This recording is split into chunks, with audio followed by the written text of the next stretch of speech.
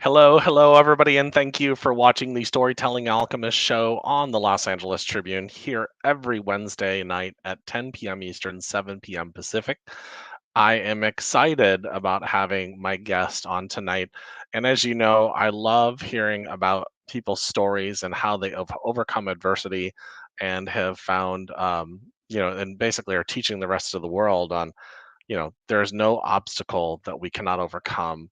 And so that's what our subject is about tonight. And I want to introduce my friend Raja on the line tonight. He is a martial arts instructor, a cancer scientist, and well, you just have to watch the story because he's absolutely incredible and it's very inspiring.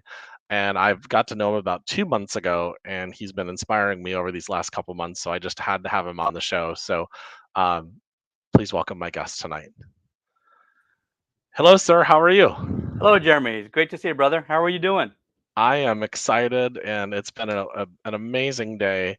Except I avoided being out in the heat. I stayed in the air conditioning here in my office all day long. I can empathize. Yes, I've been trying to do that too. In fact, right here, I'm sitting here with the big bottle of cold Gatorade Zero. So I'm right there with you. So let's talk about you talk a lot about mind shift, and we always some of us call it mindset mastery, but you actually you use a little bit of different words here and mind shift. And can we talk about how you got into mind shifting? Certainly. And yeah. So it goes back. Honestly, it really starts through my journey through the martial arts. I've been teaching. I've been teaching and training in the martial arts now for 37 years. My base system is in Tang Soo Do, and then every 5 years we kept adding another system. So we went from Tang Soo Do only to adding kickboxing, then to adding jujitsu, then to adding Krav Maga, and then after 25 years of teaching for my teacher, I opened up my own karate studio, Vaidya Martial Arts, and then I was open for 7 years, and then an accident took me out. I injured my neck, so then I decided it was time to stop teaching my students if I couldn't roll with them on the mats and show them all the holds and grapples and everything that we have to do. It wasn't fair to them, so I decided to close my school until I could fix this. So that was 4 years ago.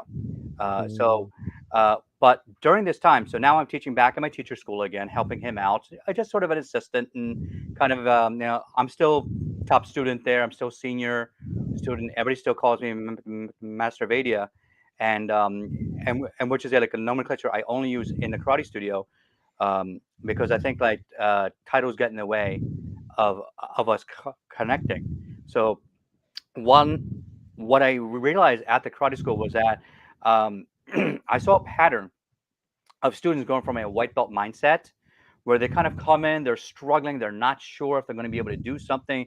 Can I do this kick? Can I do this punch? And oh, well, that's really hard. I can't break that board. No way. Until eventually you start training them in the right way, you give them the opportunities, and you do a system which I call success stacking. Small things over and over and over again. And they start to go from a white belt mindset to a black belt mind shift where, all right, I don't know if I can do it, but it's possible. So it's possible for somebody else.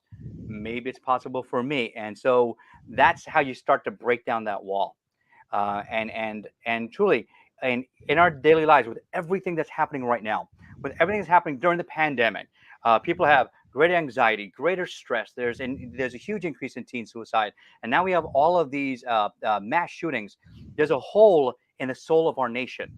I'm gonna say that again. There's a hole in the soul of our nation because Yeah. people don't know how to deal with that stress and anxiety. Well, what I do is in my system, I help them to kind of have like a toolbox of strategies that they can use throughout the day. And there are certain techniques that you can use to help calm your anxiety, to take control of stress, and to empower yourself so that when you stand in front of people and speak, they look at you as if you're an authority factor, that you are the person in the room that has all the answers. And if I can help you get that black belt mind shift on a daily basis, then life finally gets back under your control. Because truly, life is 10% of what happens to you, but 90% of how you react to it. And that's the 90% I want all of you to realize that is in your hands. There's something when I was really inspiring is we met on Speakers Playhouse, and Yeah, and then we met, in person in a Zoom meeting. yeah, And so one of the things you've overcome so much adversity in your life, and one of them is a lifelong stuttering. And yeah. how did you overcome that? That's something that really people struggle there with their Well, entire life. um, I'm going to backtrack a little bit and tell you how bad bullying is in our school systems. Because I remember going through elementary school, kids picking on me. Middle school got really bad. There was even one kid that wrote a stuttering song about me and Oh wow. got three other friends to sing it with him at the playground in front of all the kids and with the recess aide just watching, and she's just in shock, not knowing what to do. Meanwhile, all the other kids are laughing at you. So, it turns into one of those like the movies like Carrie, where you got the one person that's centered and everybody gangs up on. And so I had two choices. I could either crumble from that or I could rise through the ashes like a phoenix. And I decided I was going to fight, not just for my right to speak, but for my right to live. So I was, so one of my mottos and catchphrases is fight to live, because truly, every single day of our lives, we have to fight to live, to keep our confidence while other people try to tear us down. We have to fight to live so that people don't dismiss us, because we all have amazing talents out there. I don't believe there's anybody out there that has a handicap anymore. I think that everybody is actually differently skilled, and you may look at someone who's in a wheelchair or someone who's deaf or someone who's blind and feel sorry for them, but they don't feel sorry for themselves. I think you have to realize that they have more skills than you do because they had to struggle through their entire life and had to be innovative, creative, and determined in order to just live a normal life. And that's how I felt too, is that when you live with a speech impediment, you have to be innovative and creative and live in a certain way. And every day you're trying to fight to live, to prove who you are. Because the worst thing is that people with handicaps get marginalized all the time. And then people put them in a box and say, well, I don't think they can do that. Well, first of all, you don't know what they can do, right? Because truly, when you are challenge, and that's all it is. It's just an obstacle. I just had a client last week where we were going through a brain rewiring session, and truly, you can rewire your brain. Like I use a technique that's called NLP to help you kind of reframe the train tracks in your mind. And part of that process is you got to think of this like your train of thought is like you're on train tracks. Now, it's very hard for people to change tracks, right? What you got to do is you got to learn what are the right strategies to pick up each tie bar, pick up each rail, pick them all up together, lay it down somewhere else, and now your train of thought can go where you want it to go, not what you were hardwired to do. Hmm. Yeah, because NLP changes that programming that's inside of you that Yeah, repeating all these patterns and whatnot. And it's interesting you mentioned disabilities or obstacles, because I yeah. think I have what they call dyslexia, and so Hmm. I've never even thought too much about it as an adult. I didn't really think about it too No, much as a child, to be you don't quite need to. honest. Well, here's the problem. Our society treats people like us as if we have a wall in front of us and will Mhm. that we won't surpass it. And that gets reinforced with teachers, with coworkers, with social media, and sometimes I can't tell you how many movies I've seen where the person with the stutter or the speech impediment was the bad guy. Why? Oh yeah. Why are they always the bad guy? Why are they always the one that's going to be the traitor or the person that's going to screw up? It's not the way it is. So I think we need to also reinforce the fact that like there is a social stereotype out there in Hollywood that we need to change. So that's why a couple of years ago, my friends and I we came up with something positive. We created the Martialist movie, and these are real martial arts masters. And so in 2018, we did what 95% of filmmakers can't do. We completed a full motion picture and got it published, and Wow. it's on IMDb. And now we're also filming the sequel. And guess what? I'm the I'm the master with the stutter. So what? But all the other masters in that movie, because this is a movie about real masters, not actors. about how Wow. we live our lives. And for all of them to say, wow, Master Vaidya is amazing. He knows so much about martial arts, not just technique, but about history and the depth of understanding, and also about the mental side of how martial arts changes people. And that's why when I started to get into the idea of like, what am I going to do after I close my karate school, I felt so sad. I was starting to get depressed, and I started thinking, what would I tell my students to do? I'd say, you know what? Out of the 10,000 things that you could do, well, 1,000 of them got taken away. You got a car accident, now your body hurts. This, with your speech impediment, you have a couple things that also get taken away. All right. So out of 10,000 things you could have done, now you can only do 9,000 things. Now, the average person will say, "Oh man, that's 1,000 things I can't do." But the person that's been mind shifted realizes there's 9,000 things you can still do, right? It, Mm. it's a plethora of opportunity that you hadn't thought about. Now, if you get innovative and creative and put some work behind it, put some effort behind it, now you're unstoppable. See, I started teaching a program at work. I worked in cancer research for the past 25 years, and for the past 11 years with Johnson and Johnson. So I've been blessed that I've been on the teams that helped to bring out some major drugs, Imbruvica, Zytiga, Darzalex for multiple myeloma. This year alone, we had two FDA approvals for teclistamab, for Carvicti, which is a CAR T cell based therapy against multiple myeloma. And I'm proud to say, all of those, I had my stamp on them. So I've made my impact in the cancer research world. But karate was one of my loves. So when that got taken away from me, what can I do next? Well, I started thinking, well, I would tell my students, you know what? You have so many skills. What are some other skills that you really are good at and passionate at? And I started saying, you know what? I'm really good at teaching now. Why can't you take these black belt principles and apply them to business? And all of a sudden, when I started doing that, I started saying, you know what? If I can flip my fear to my superpower, where now I'm not afraid of speaking anymore, and I'm still going to get caught in a in a block or repeat. I still have trouble with my L's, my M's, my R's, my W's. Sometimes it's tough. So, how does someone like me get through that? Well, number one is you got to have a plan. You got to have a high level plan, a high level goal that is much bigger than yourself. Simon Sinek talks about this in his golden circle about finding your why. For me, my why is going to be I want to form my own biotech company. I want to go after those orphan cancer diseases that big pharma won't go after. So now I'm going to start to get fundraising. I'm going to have my pitch deck and go to these VC companies and say, hey, I'm a really good coach and trainer and technical scientist with a proven track record of leadership. In fact, at Johnson Johnson, I started 3 years ago this annual speaker confidence workshop I spearheaded, and we went from 40 people to 80 to 150, and then up in like New Brunswick, someone from the Evolve pillar, as part of the like a major site, wanted me to present all that information again, just because he saw my name in the J&J newspaper about how successful these speaker confidence workshops were.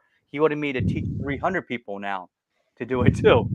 So people started to Mm. notice me as a leader, and um, anybody that's a J&J employee will know there's an award called a Inspire Award, and it's pretty rare because it's very hard to get to because it's company wide. Um, last year, I won two of them. One for safety and like ergonomics, because I'm teaching people about how to be safe in the lab as well as how to be ergonomically sound so they don't hurt themselves.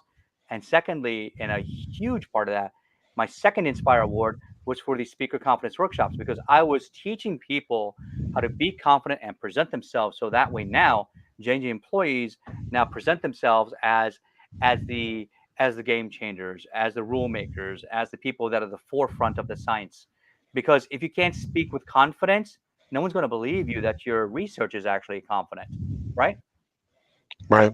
Yeah, absolutely.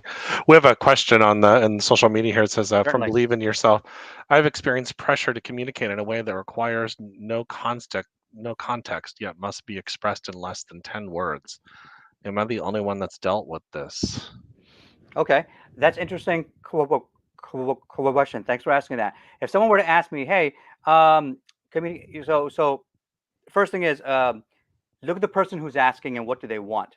So as opposed to context, if you have no context, then you give no context. You keep it very vague and very positive. So, for example, if Jeremy were to ask me, "Hey, Roger, what do you think about so and so in 10 words or less?" I said, "You know what? That's a great question.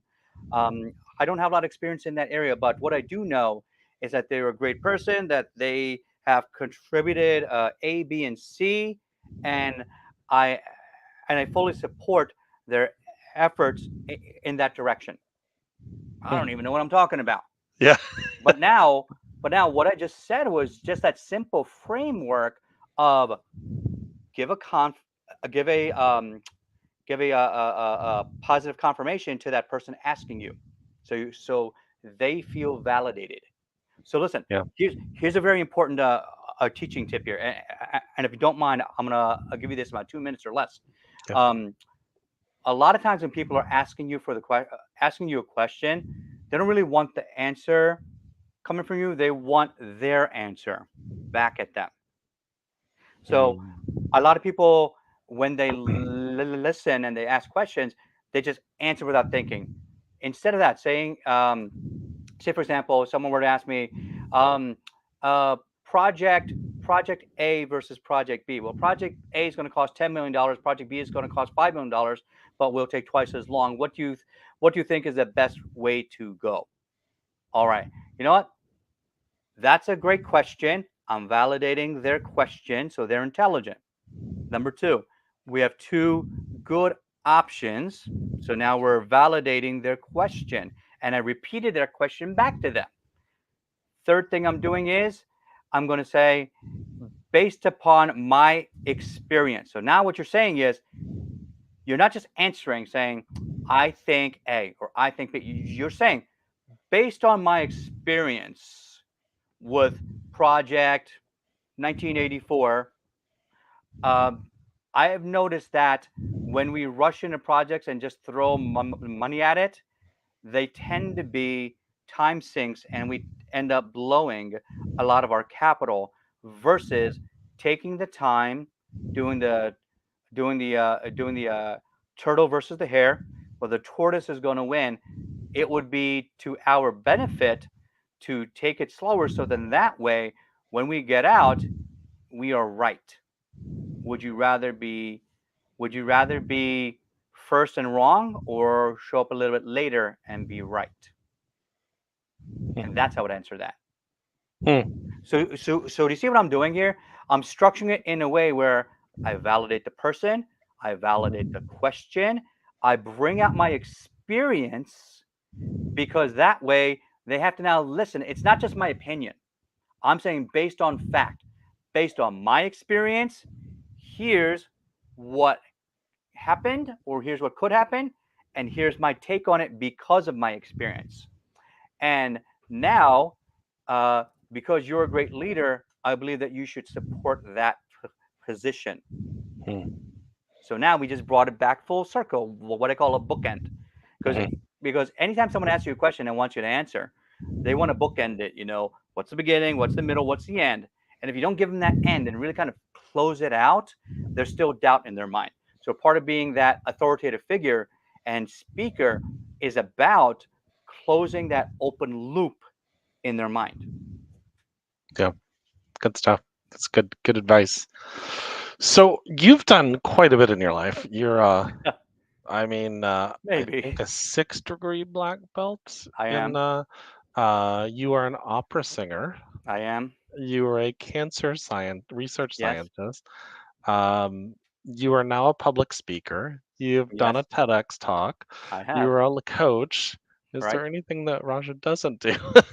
And then how did you, that's a pretty well-rounded area. How did you get into all of that? Are you just really a go-getter and really just I'm well, I mean, I think because of my upbringing and the amount of bullies I had to deal with, I just had for me it was about survival. What could I do to stop the bullying? And that's really just what it started as. And then I didn't realize later that people would be inspired by this stuff. I just was trying to survive. think about this. Imagine this skinny little Indian kid, really, really skinny, with a stutter, and I'm a first generation Indian kid, so I'm in the 1% of like minorities in the entire school that is very homogenized. It's mostly white school districts, and so I stuck out like a sore thumb. Plus, I had these gigantic Coke bottle glasses that were even bigger than this. Here we go. Here's my screen glasses, but they were bigger than this. Now I've imagine got this them myself. skinny kid with these big glasses. It just must have looked hysterical. And by the way, 8th grade, I had a mullet. Oh, so did I I. had a mullet. I did. I rocked the mullet for a year. It was fun. And then it just got too hot, so I had to finally chop it off. But when you talk about inspiration, I never did any of this stuff as even though all these years for somebody else. I did it for myself. And later on, I realized that by doing it, I was actually being the example that people are looking for. And as a result of that, I guess I inspired people. And especially in the last, my gosh, in this past 3 to 6 months, I mean, my business has just like taken off. It's skyrocketed. People have been reaching out to me right and left. I used to do my weekly coaching show, a Freedom Coaching Live, once a week. I used to do a short training or do a short interview. Now I went from 1 day a week, 5 days a week because I have so much demand. I'm booked all the way out for the next 3 months, and it's a good problem to have. But I'm a little tired some days. But in the beginning, just to answer your question, it was just purely about survival. How am I going to get this bullying to stop? And you'll laugh, and it's okay. I watched The Karate Kid, and as soon as I saw that, I'm like, yes, yes, I found the answer. Karate is going to change my life.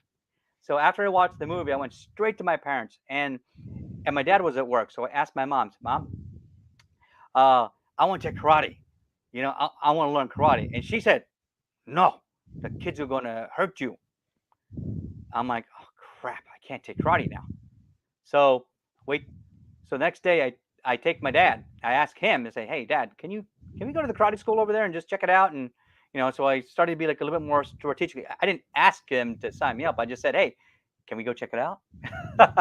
So when we get there, we check everything out. I'm like, "Yes, I'm in love." I said, "Dad, I got to do this." So he signs me up for a year. So yes, score, I'm in. So I finally started my path to changing my life, and this is truly the way that, and this has been the reason my instructor school, I was able to help so much and be that role model. Is that I knew right from the beginning, this is not a hobby, this is a life changing event, and I Yeah. treated it as such. And someday, like, I'm going to interview my teacher on my show, and he'll tell you, I had the biggest work ethic of anyone because I didn't have the talent. I was definitely not physically talented. I was very skinny and kind of weak. I mean, I kind of run, but not really that fast. So I couldn't do push-ups, couldn't do jump rope. I'm like, ugh, I used to hate all those things. And so I had to mold myself, kind of like the way Rocky Balboa did. Yeah. It's you just have to just through sheer willpower and will of mind.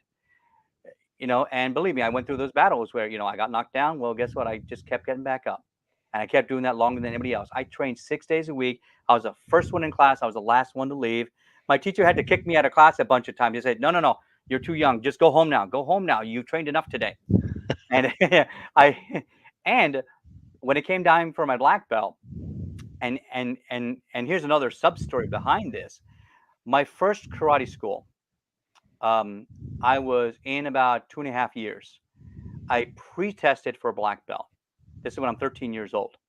So I pre-tested for a black belt, 13-year-old kid, you know, insecure little kid, and we had to pay for the test, and it was a freaking joke. And I was like, "What is this?" And I was looking at the caliber of all the students that were part of that class. I just something's not right here. So I went and I approached my master and asked him, "Excuse me, sir, I think something's wrong with the test." And he just looked at me, "Raja, you don't know what you're doing. Go back to class." And then he had this very deep, like Korean voice, first generation, um, you, you know, kind of broken English sound. But he just like He just treated me so apathetically. He treated me like I was like a nobody. And I said, "What?" You know, I didn't want the belt. I don't give a damn about the belt. I wanted to feel like a black belt. I wanted to be a black belt. So I had two Mm. choices. I had to either settle down and work harder, or I had to just go take the test and pay again for the black belt test. So 1 week before my black belt test, guess what I did? I quit. I Wow. quit. So, and there's a speech I gave not too long ago where I said how I said no to black belt that turned me into a true master. Because by saying no to the easy route, like a lot of us do, how many of us are out there saying, you know what? I could have taken that easy job, but I didn't take the one that I really wanted that paid less money. You know, you chased the wrong thing. How many of us, take the easy route? Oh, I don't want to take my kids to sports. I'm just too busy. Uh, you know, versus really spending the time and being with them, being present with them. Every Friday night, I have on my calendar 8 to 11 family movie night. My son makes popcorn. We pick a Disney movie or some other movie. Right now, we're watching Stranger Things, just to finish up the season, and it's so much fun because I lived through all of that with them, and they get to see that Dad prioritizes them. Yeah. That's something that I think a lot of children need is nowadays. And so by saying no to black belt, I joined my second school, and that teacher, Mr. Pope, Mr. Daniel Pope, taught me the right way, and he restarted me from the white belt. He let me keep my rank, but I had to relearn everything, my stances, my punches, my kicks, and you know what?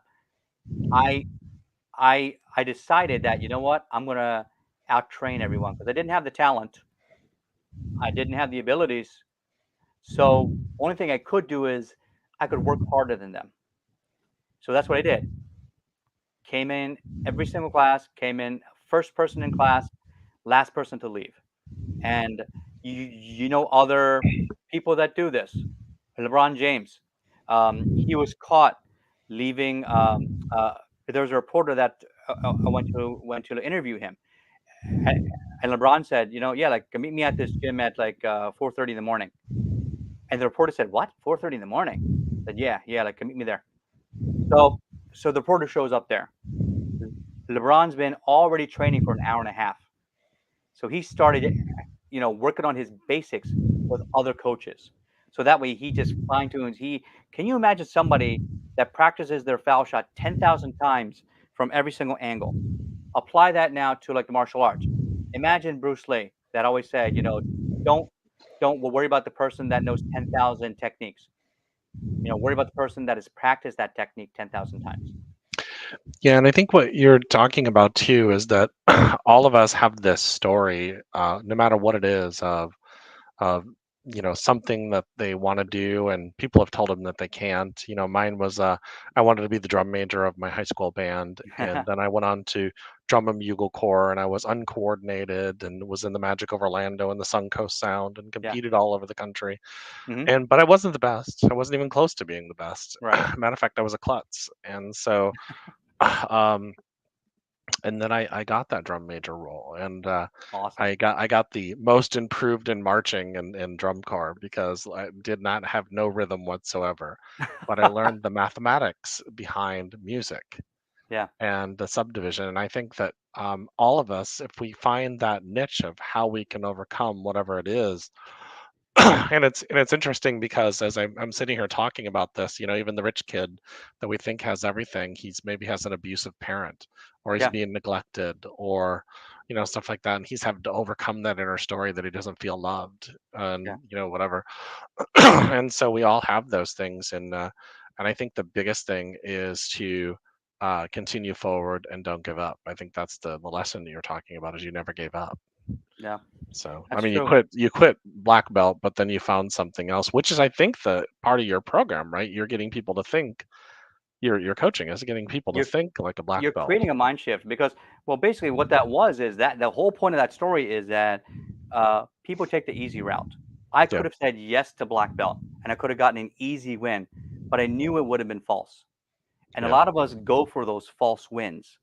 And when you go for those false wins, you start to get the like a veneer of success, Right. but you still don't quite have that inner success. You're worrying about something called the like external locus of control. You're still dependent on other people's opinions of you to guide your success. Well, every single true successful entrepreneur has gotten to that internal locus of control, because externally everybody's going to think you're crazy, and you have to believe in yourself so much that you realize, you know what, they're not I'm not crazy, everybody else is, because we're going to walk to the beat of our own drum.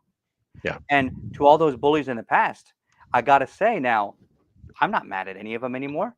I just can't be, because now when I look back and I think, just like what you said, maybe those bullies had problems. Maybe they had, some demons they had to deal with at home.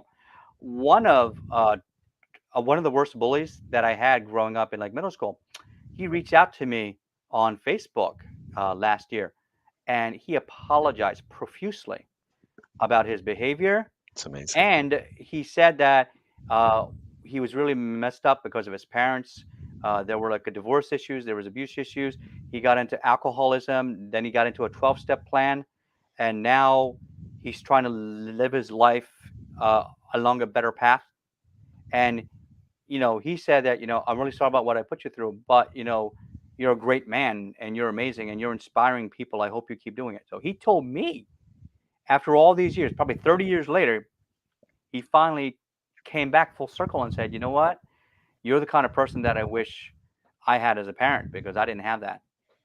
That's And incredible. That's an incredible what story. greater what greater gift than I have than to tell my kids that, you know what, kids, this is, you know, the best thing I can do in my life. It's not about making billions of dollars. It's about being a great parent.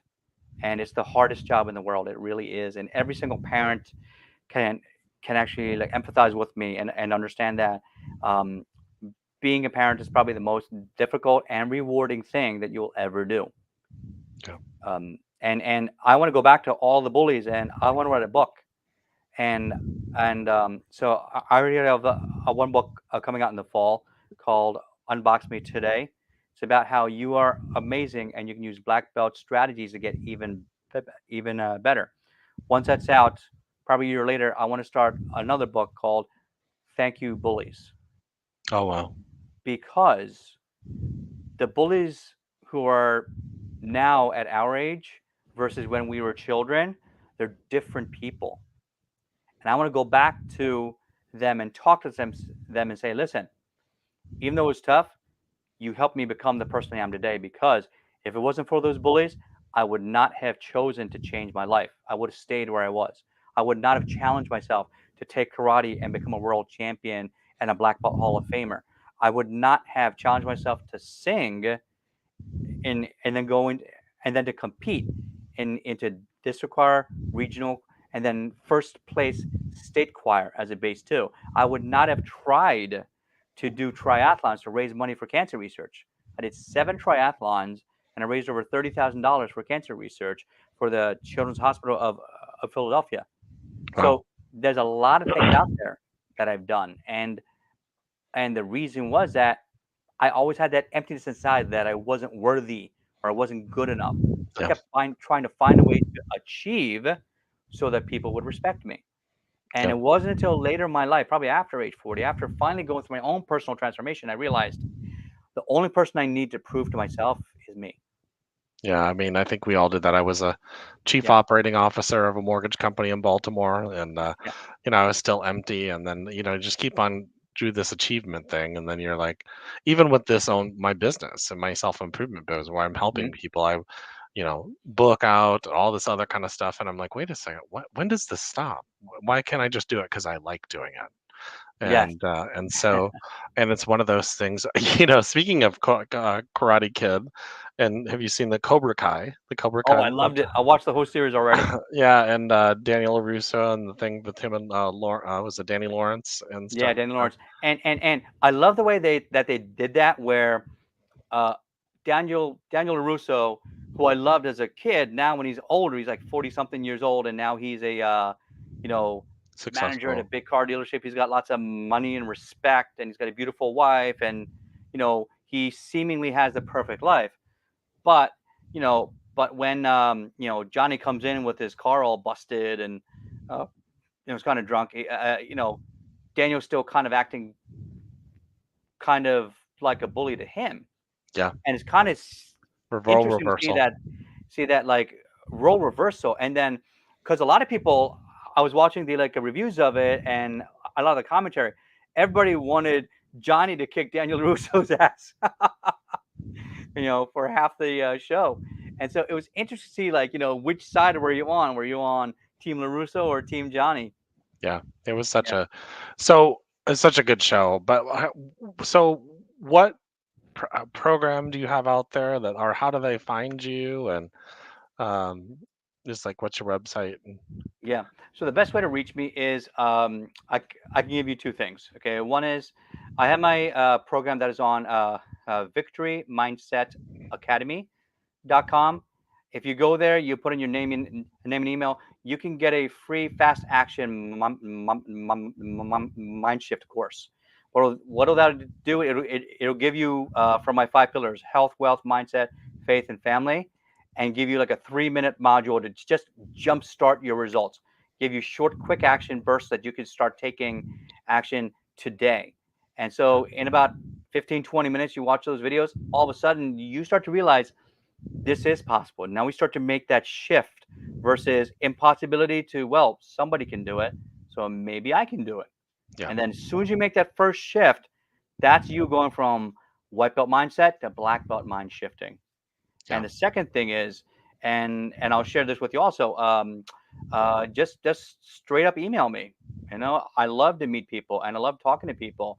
Get on my calendar. Uh, Email me at Raja V Speaker. So just RAJA capital V Speaker SPEAKER at gmail.com, and put in the subject line, coach me, and that way I'll know that you're interested in finding about some of my programs. I have programs that are free. I have programs that are very low level, and I have programs that are very high level.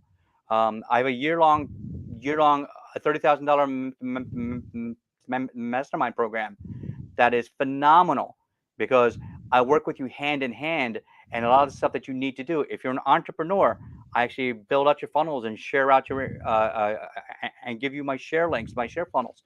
So then that way you can jumpstart your business.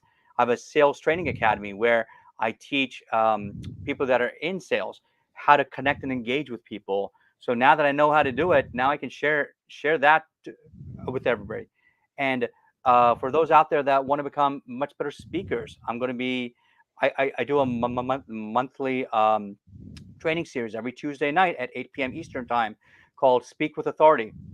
Absolutely free, and it gives you the opportunity to learn the basic framework for how you can create an engaging, impactful speech without imposter syndrome.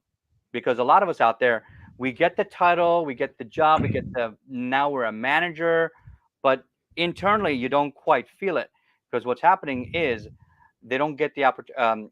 You don't have that security or that confidence to believe that you deserve that people should follow you or listen to you or create that buy-in.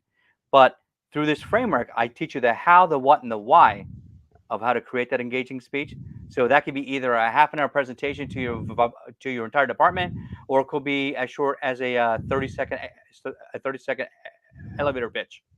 You asked me Perfect. earlier. Someone had a cool question, and I answered it on the spot. If anybody else out there has another cool question or wants me to help them with a mind shift to right now live, I'm happy to do it. Perfect. Well, awesome. I am so excited that this is such a great, powerful subject because to be quite honest with you, like I think you mentioned, the country's suffering from a lot right now. Yeah. And I think what it is too is I've been saying the world is suffering from a global post-traumatic stress for actually about 10 years. And then it really started to come to a head, obviously, in the last few years. And I think that the only way to overcome some of that stuff is to start facing our um, our issues or our problems, and the things are obstacles, as you would say. Right.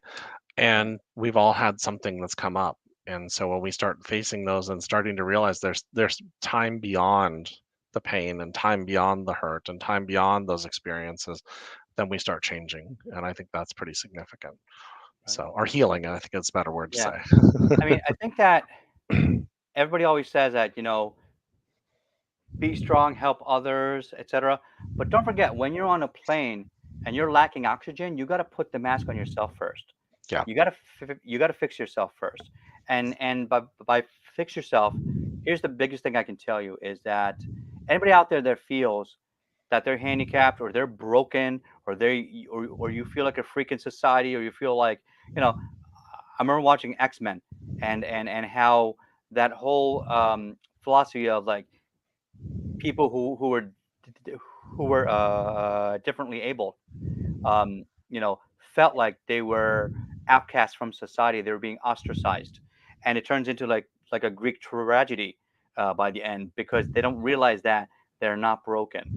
So Mhm. part of the process that I always tell people is that listen, everybody, every other coach you've gone to, every other person or guru that you've went to or mastermind or book you've read, they tell you how broken you are and how they can fix you. First step I say is you are amazing and you can only get better because you're not broken, truly, because everybody has a gift to share with the world and yours is just waiting to be found.